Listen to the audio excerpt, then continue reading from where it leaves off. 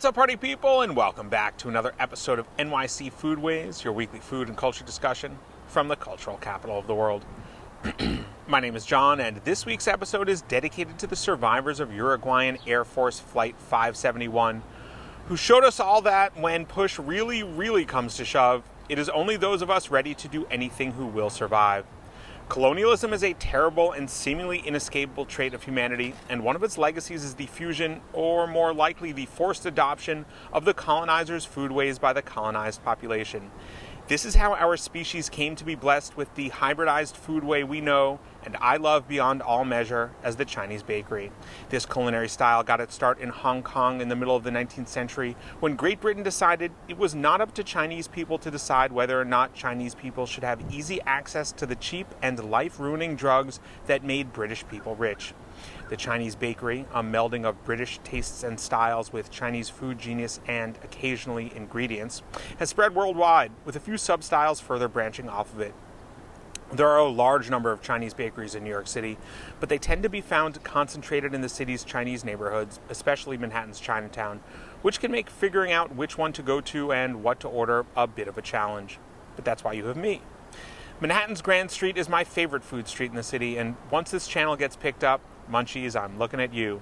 A more in-depth exploration of the history and food history of Grand Street will be one of the first projects in development.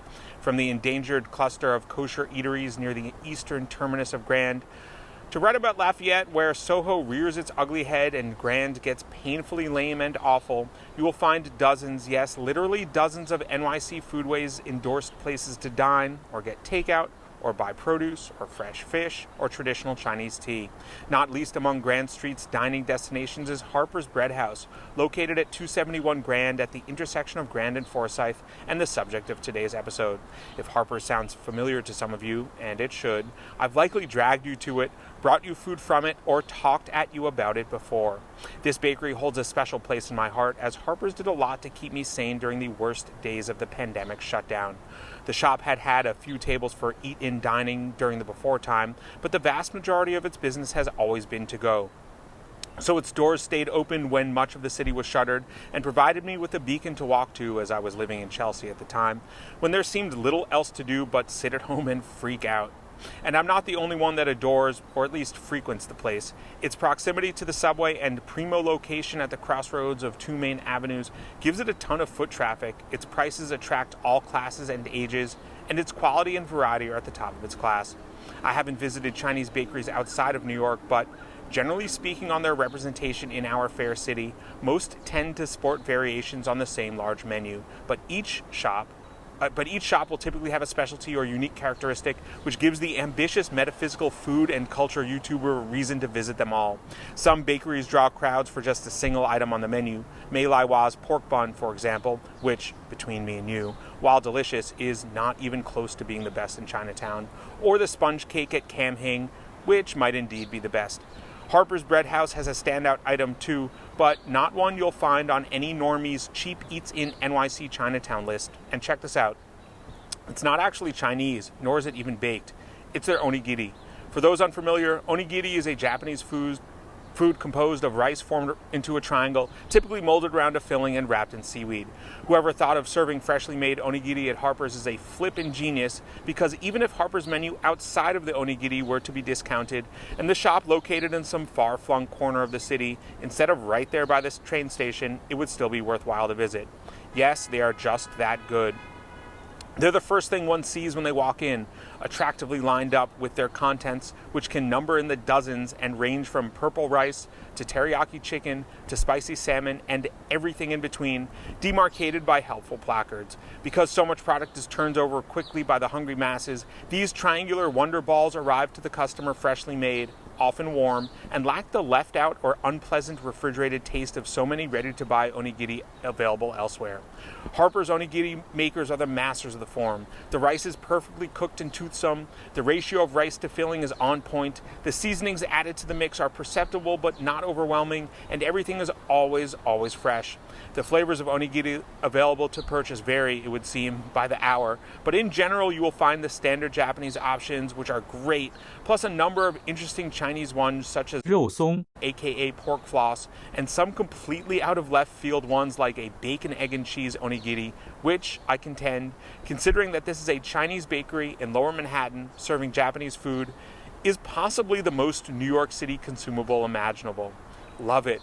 Like Link Keys jerky, I don't think there's definitively a best option here, but for my omnivores watching, I recommend the curried chicken, spicy crab, fried chicken, and spicy eel options. All my plant-based baddies have a lot to choose from here, which is super blessed. The seaweed salad is an absolute banger, as is the one stuffed with tofu. But yeah, go here and grab whichever onigiri speaks to you. You're not risking much. I think nearly all of them are like $2.50 or less, which is absurd.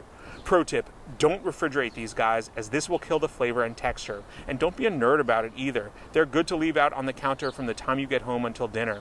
Yes, even the ones with meat or seafood. Initially, I'd planned to review today every item I've ever tried at Harper's.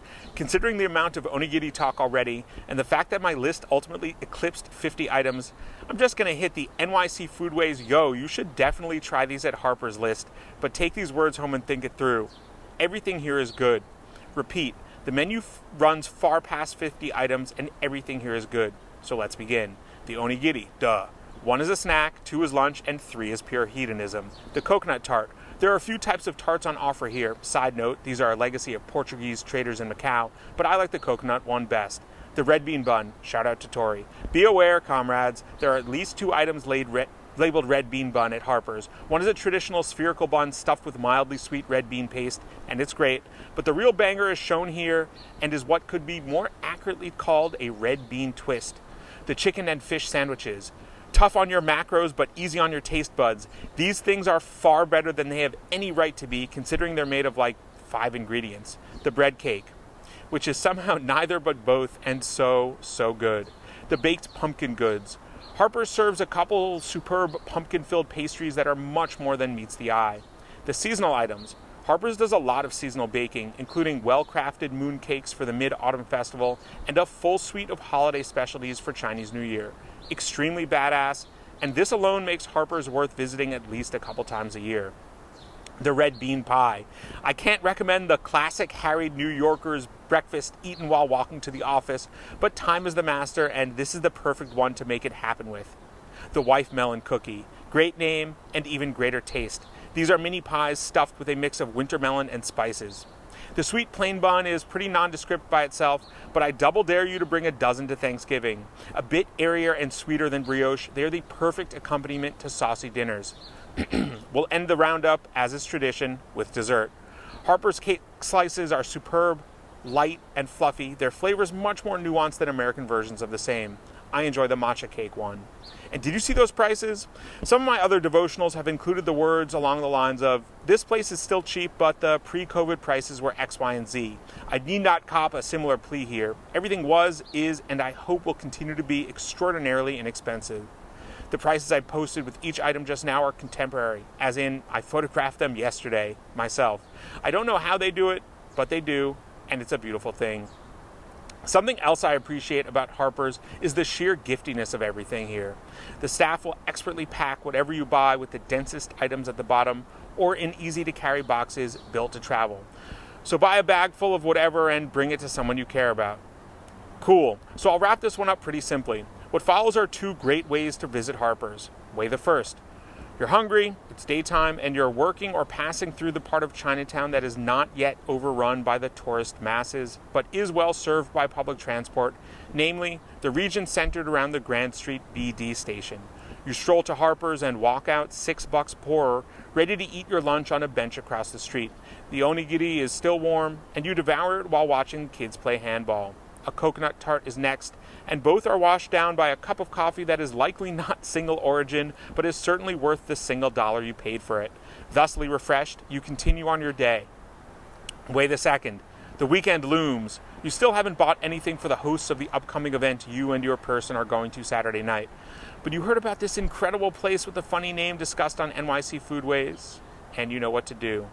Emerging blinking from the subway, you immediately recognize the signage of Harper's and head inside, where a crew of seasoned employees, all women, are rapidly taking, filling, and dispensing orders to a steady stream of customers that continuously enters and exits the one-room establishment. John mentioned that pretty much everything is good here, so you order a half dozen things for you and yours and a dozen as a gift for the folks you're due to visit. Heading home for lunch, victorious, you are met with joy as you unpack the day's feast. Neither one of you have ever had a lunch like this, and it is indeed all good. Really good. That night, you show up to the event. The other guests have brought the normal, bland, to be expected, and flavorless offerings as tribute to the hosts, who are bowled over by your gifted bounty from Harper's. "I love this kind of stuff," they exclaim. "Where'd you find it?" You pause for a moment. "A friend recommended a place in Chinatown," you reply, with a smile. Thanks for watching, and we'll see you next week for another episode of NYC Foodways. Much love.